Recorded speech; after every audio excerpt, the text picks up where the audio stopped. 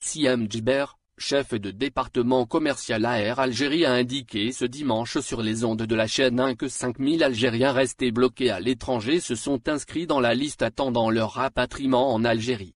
Ces derniers se sont de plus inscrits aux différents consulats munis de tests PCR et porteurs de billets retour. Selon cette dernière, cette liste est appelée à s'agrandir du moment que les inscriptions restent toujours ouvertes au niveau des consulats. Elle a aussi rappelé que les prix des billets n'ont pas été revus à la hausse et que les promotions opérées à l'époque restent valables. Selon toujours cette responsable, il y a 32 000 Algériens rapatriés depuis le début des opérations qui vont se poursuivre selon elle pour ramener tous les citoyens bloqués. Nous avons programmé des vols quotidiens de Paris vers la France, de Paris et de Marseille à l'instar d'autres vols sur Djeddah, Oman, Dubaï, Le Caire et l'Espagne. Sur un autre registre, Siem Djouabé a indiqué que toutes les destinations et tous les aéroports nationaux sont concernés par la reprise des vols domestiques. Elle a dans ce sens tenté de rassurer les citoyens quant à la disponibilité des places et la régularité des vols quotidiens, indiquant que la direction de l'entreprise a pris en compte le couvre-feu instauré. 800 places ont été mises sur le marché sur les 31 vols quotidiens programmés.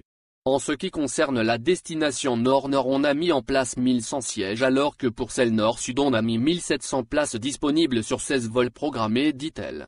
La responsable du département commercialisation de la compagnie aérienne a indiqué par ailleurs qu'Air Algérie s'apprête à reprendre prochainement les vols internationaux. De son côté, Mohamed Charef, conseiller du PDG d'Air Algérie, a estimé le manque à gagner de la compagnie, durant l'année 2020, entre 38 et 40 milliards de dinars. S'exprimant dans l'émission L'invité de la rédaction de la radio Chaîne 3, Charef a assuré que ce préjudice impactera les plans d'investissement de la compagnie tout en affirmant que l'État est là pour nous accompagner dans le projet de renouvellement d'une partie de la flotte.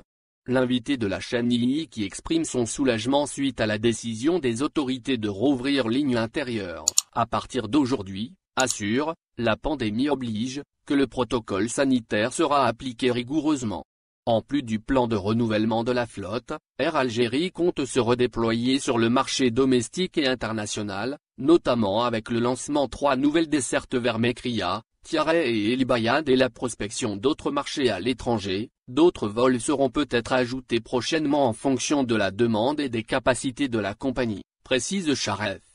Interrogé sur les retards, l'intervenant a indiqué, chiffre à l'appui, que son entreprise a réalisé un grand exploit sur ce volet au cours des dernières années. Pour la ponctualité, nous avons redressé la situation et nos clients le ressentent. Actuellement nous sommes à 72% de ponctualité et si nous progressons de 5 minutes nous atteindrons la moyenne mondiale, dit-il. Les vols domestiques ont repris hier à travers les aéroports du pays, après 9 mois de suspension suite à la propagation de la pandémie du Covid-19. La reprise concerne la totalité des dessertes vers les wilayas du sud du pays et, dans une première étape, 50% des vols desservant celle du nord du pays.